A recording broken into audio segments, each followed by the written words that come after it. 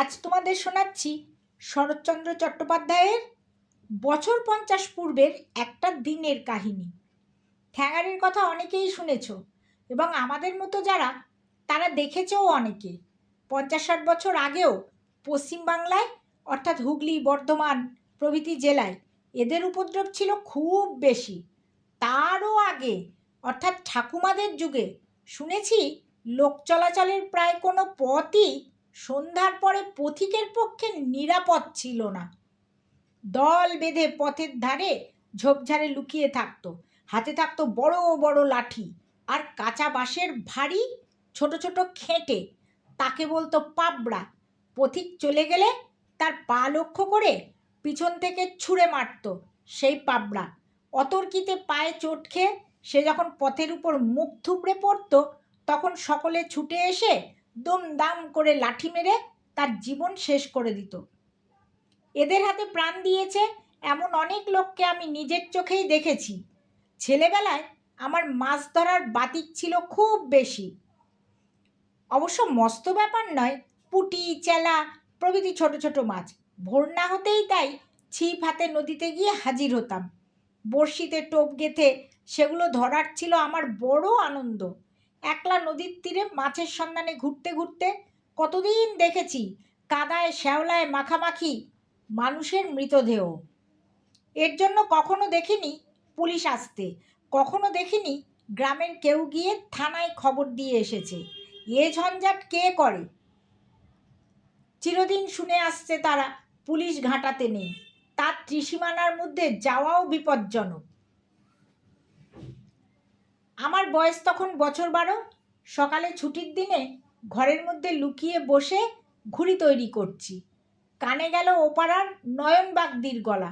সে আমার ঠাকুমাকে বলছে, গোটা 5 টাকা দাও না দিদি ঠাকুরন, তোমার নাতিকে দুধ খাইয়ে শোধ দেব। ঠাকুমা নয়নচাঁদকে বড় ভালোবাসতেন।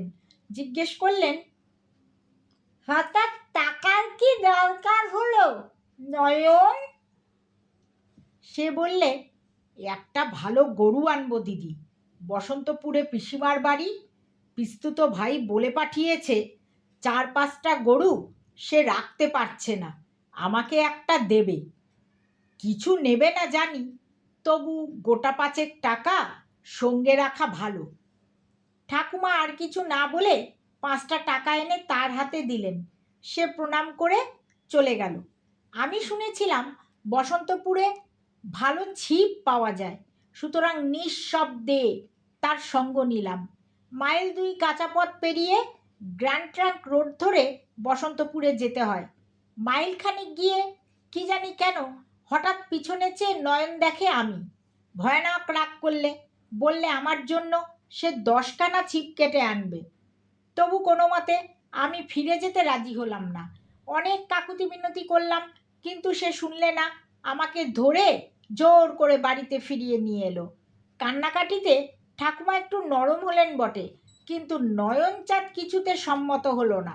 বলল, দিদি, যেতে আসতে কোষ আষ্টেক পথ বই নয়, জ্যোৎস্না রাত স্বচ্ছন্দে নিয়ে যেতে পারতাম, কিন্তু পথটা ভালো নয়, ভয়ে আছে।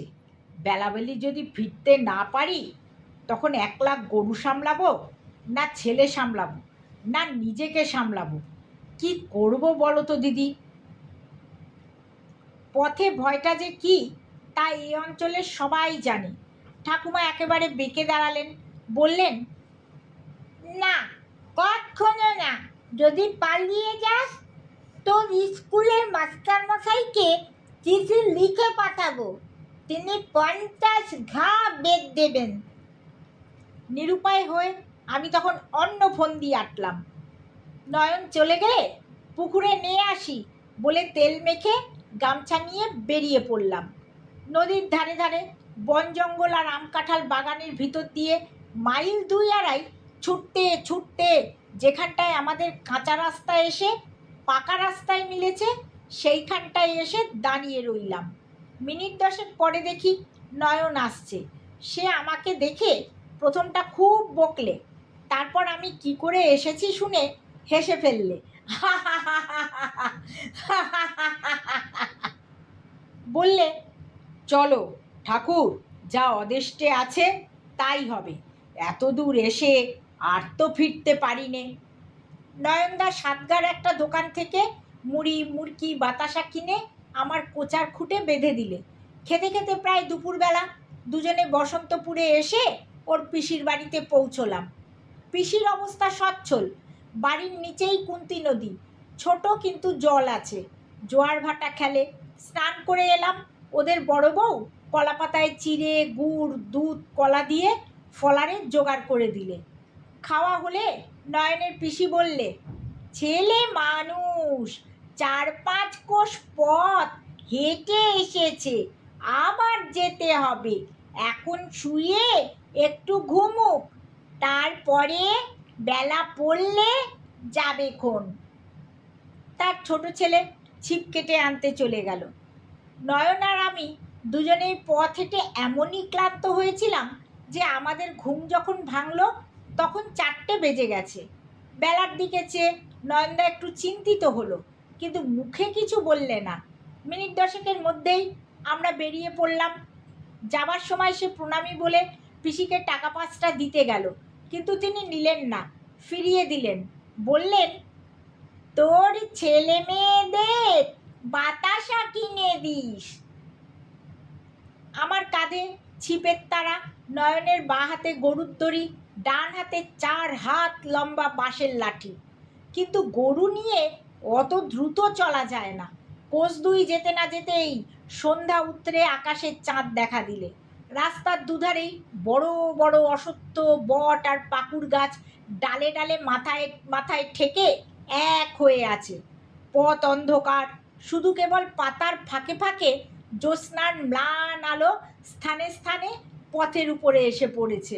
নয়ন বললে, দাদা ভাই, তুমি আমার বাঁ দিকে এসে তোমার বাঁ হাতে গরুর দড়িটা ধরো, আমি থাকি তোমার ডাইনে। কেন নয়নদা? না এমনি, চলো যাই।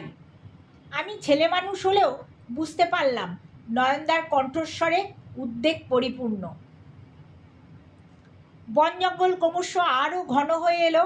বহু প্রাচীন সুবৃহৎ পাকুড় গাছের সারি মাথার উপরে পাতার অবিচ্ছিন্ন আবরণে কোথাও ফাঁক রাখেনি যে একটু চাঁদের আলো পড়ে।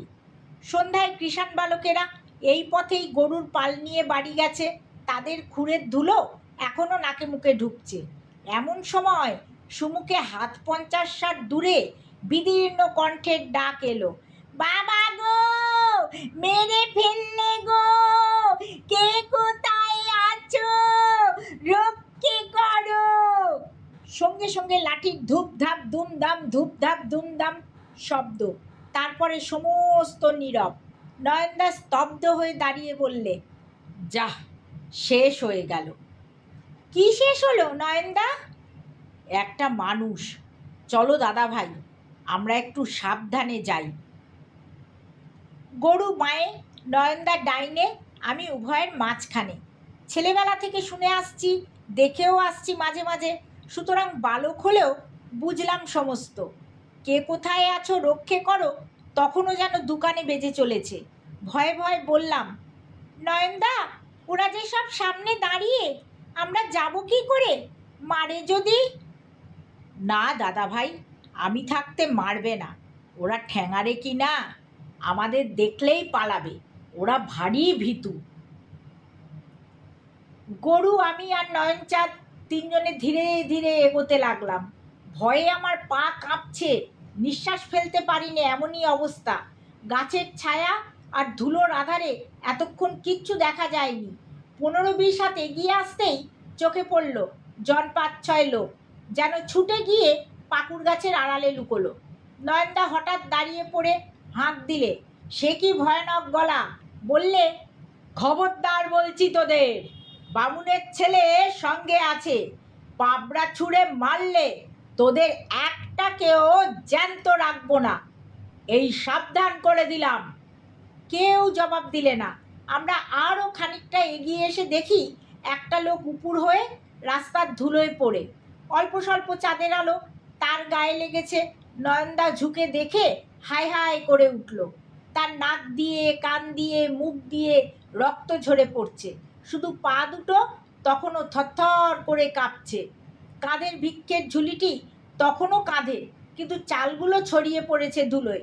হাতের একতারাটি লাঠির গায়ে ভেঙে চুরে খানিকটা দূরে ছিটকে পড়ে আছে। নয়নদা সোজা হয়ে উঠে দাঁড়ালো, বললে, ওরে নারকী, নরকের কীট, তোরা মিছিমিছি একজন বৈষ্ণবের প্রাণ নিলি? এ তোরা করেছিস কি? তার খানিক পূর্বের ভীষণ কণ্ঠ সহসা যেন বেদনায় ভরে গেল, কিন্তু ওদিক থেকে সাড়া এলো না। নয়নের এ দুঃখের প্রধান হেতু সে নিজে পরম বৈষ্ণব। তার গলায় মোটা মোটা তুলসীর মালা, নাকে তিলক, সর্বাঙ্গে নানাবিধ ছাপছোপ। বাড়িতে তার একটি ছোট ঠাকুরঘরও আছে, সেখানে মহাপ্রভুর শ্রীপট প্রতিষ্ঠিত। সহস্রবার ইষ্টনাম জপ না করে সে জলগ্রহণ করে না। ছেলেবেলায় পাঠশালায় বর্ণ পরিচয় হয়েছিল, এখন নিজের চেষ্টায় বড় অক্ষরে ছাপা বই পড়ে অনায়াসে। মাংস সে খায় না, সংকল্প আছে ভবিষ্যতে একদিন মাছ পর্যন্ত ছেড়ে দেবে। তার বৈষ্ণব হবার ছোট্ট একটু ইতিহাস আছে। এখন তার বয়স 40-এর কাছে, কিন্তু যখন 25-30 ছিল তখন ডাকাতির মামলায় জড়িয়ে সে একবার বছরখানেক হাজত বাস করে। ঠাকুমার এক পিস্তুত ভাই জেলার বড় উকিল ছিলেন, তাকে দিয়ে বহু তদবির আর অর্থ ব্যয় করে ঠাকুমা ওকে খালাস করেন। হাজত থেকে বেরিয়েই সে সোজা নবদ্বীপ চলে যায়। কোনো এক গোস্বামীর কাছে দীক্ষা নিয়ে মাথা মুড়িয়ে তুলসীর মালা ধারণ করে সে দেশে ফিরে আসে। সেদিন থেকে সে গোঁড়া বৈষ্ণব। নয়ন যখন তখন এসে আমার ঠাকুমাকে ভূমিষ্ঠ প্রণাম করে যেত। ব্রাহ্মণের বিধবা স্পর্শ করার অধিকার নেই, যে কোনো একটি গাছের পাতা ছিঁড়ে পায়ের কাছে রাখত। তিনি পায়ের বুড়ো আঙুলটি ছুঁয়ে দিলেই সেই পাতাটি সে মাথায় গলায় বারবার বুলিয়ে বলতো, দিদি ঠাকুরন, আশীর্বাদ করো, যেন এবার মোরে সজ্জাত হয়ে জন্মাই, যেন হাত দিয়ে তোমার পায়ের ধুলো নিয়ে মাথায় রাখতে পারি। ঠাকুমা সস্নেহে হেসে বলতেন, নয়ন, আমার আশীর্বাদে তুই এবার বামুন হয়ে জন্মাবি। নয়নের চোখ সজল হয়ে উঠত, বলতো, অত আশা করি নে দিদি, পাপের আমার শেষ নেই। সে কথা আর কেউ না জানুক, তুমি জানো, তোমার কাছে কিছু গোপন করিনি। ঠাকুমা বলতেন, সব পাপ তোর ক্ষয় হয়ে গেছে নয়ন।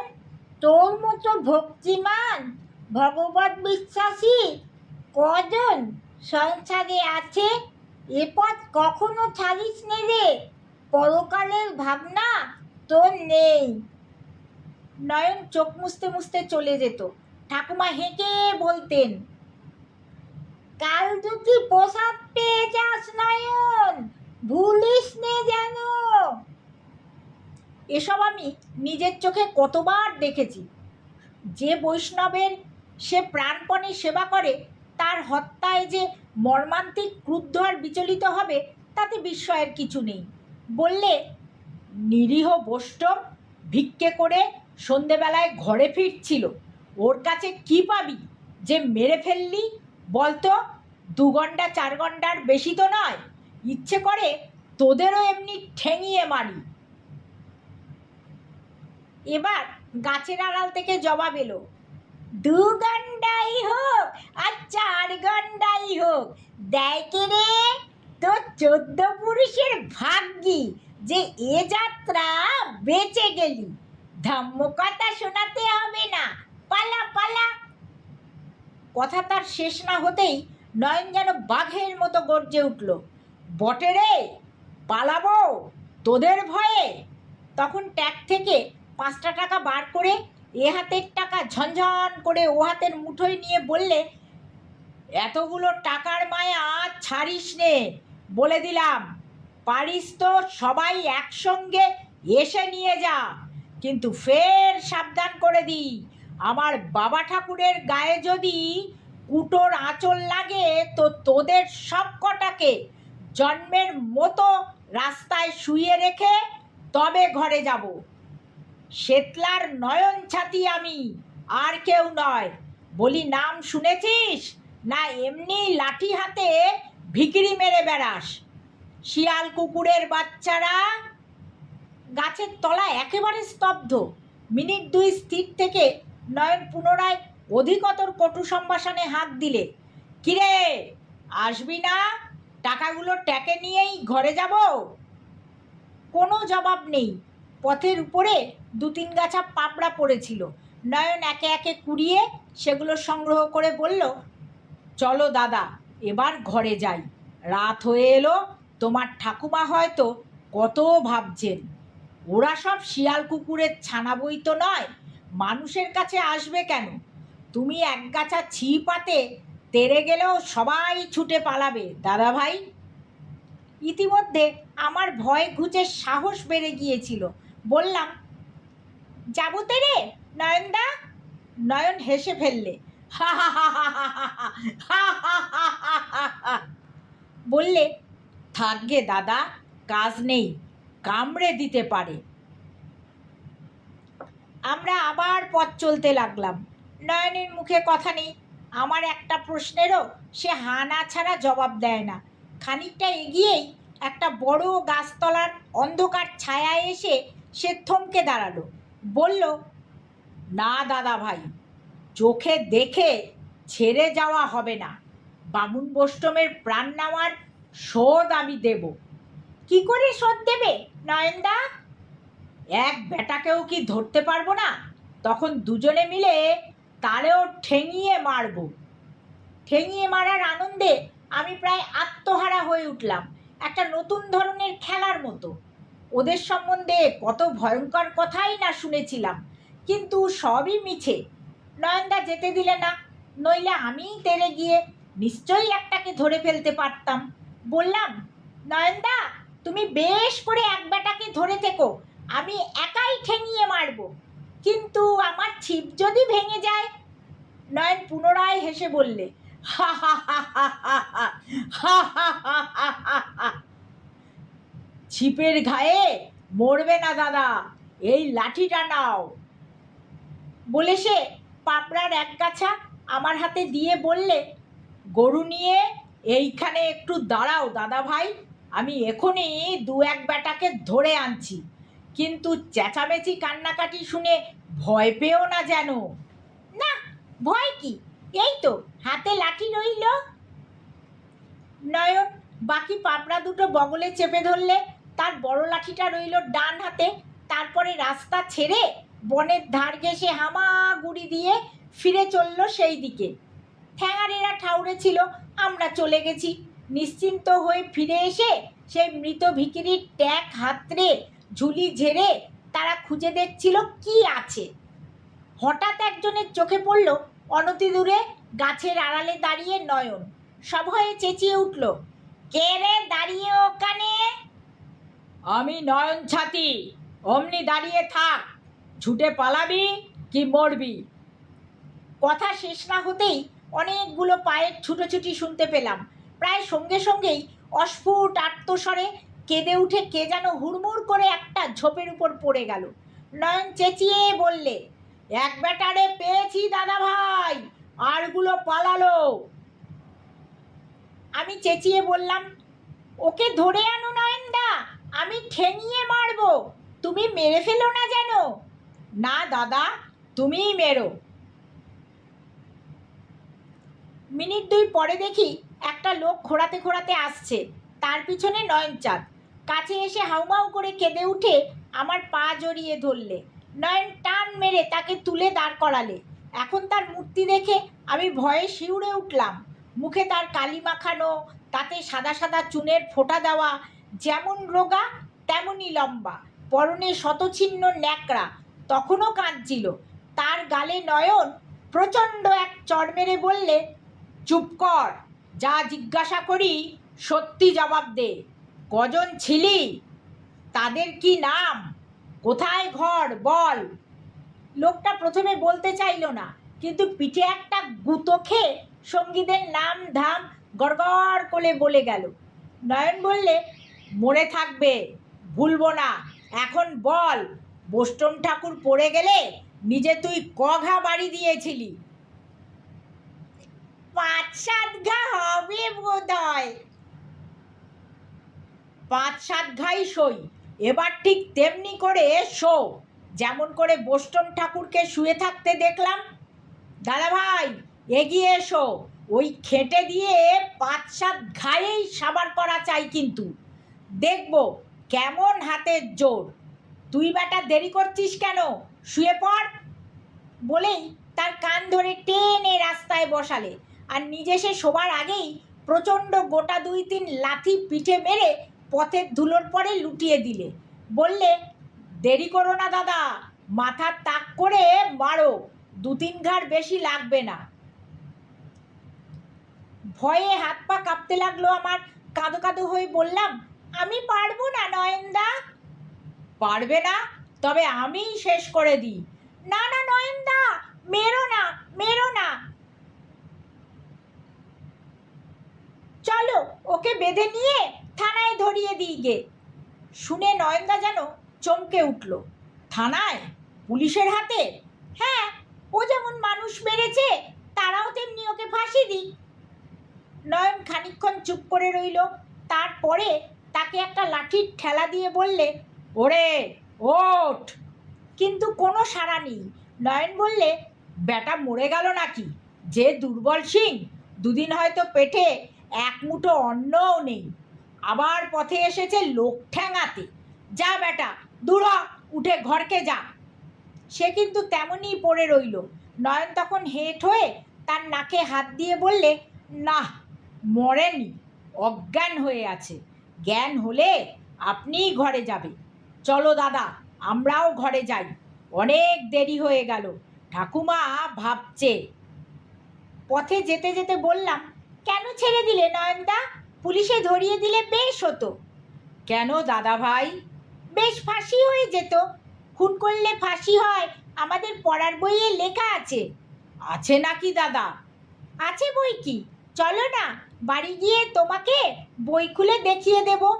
বলো কি দাদা, একটা মানুষ মারার বদলে আর একটা মানুষ মারা? হ্যাঁ তাই তো, সেই তো তার উচিত সাজা, আমরা পড়েছি যে। নয়ন একটুখানি হেসে বললে, হা হা হা হা, কিন্তু সব উচিতই যে সংসারে হয় না দাদা ভাই। কেন হয় না নয়নদা? বোধহয় জগতে সবাই ধরিয়ে দিতে পারে না বলে।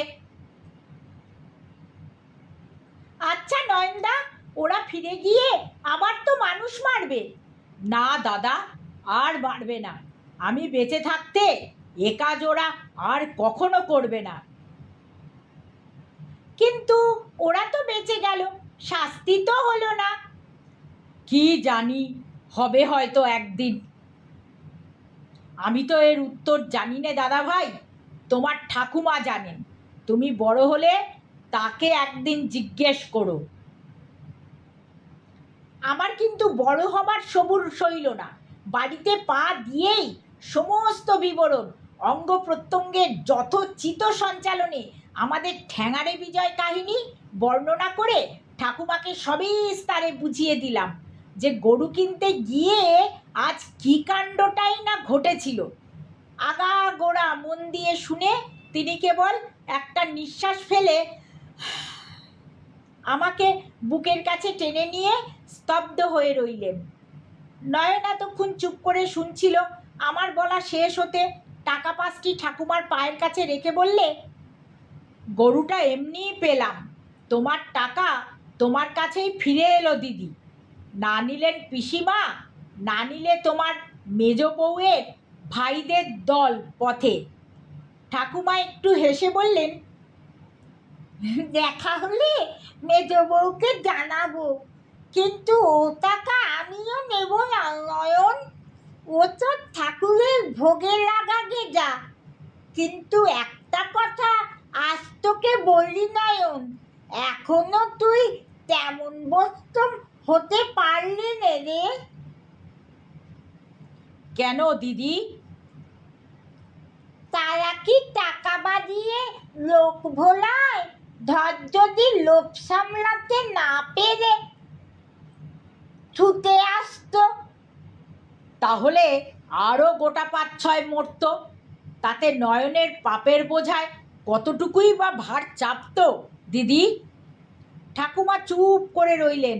এই ইঙ্গিতের অর্থ জানেন তিনি, আর জানে নয়ন নিজে, কিন্তু সেও আর কিছু বললে না। দূর থেকে তাকে ভূমিষ্ঠ প্রণাম করে টাকা ৫টি মাথায় ঠেকিয়ে নিঃশব্দে বেরিয়ে গেল।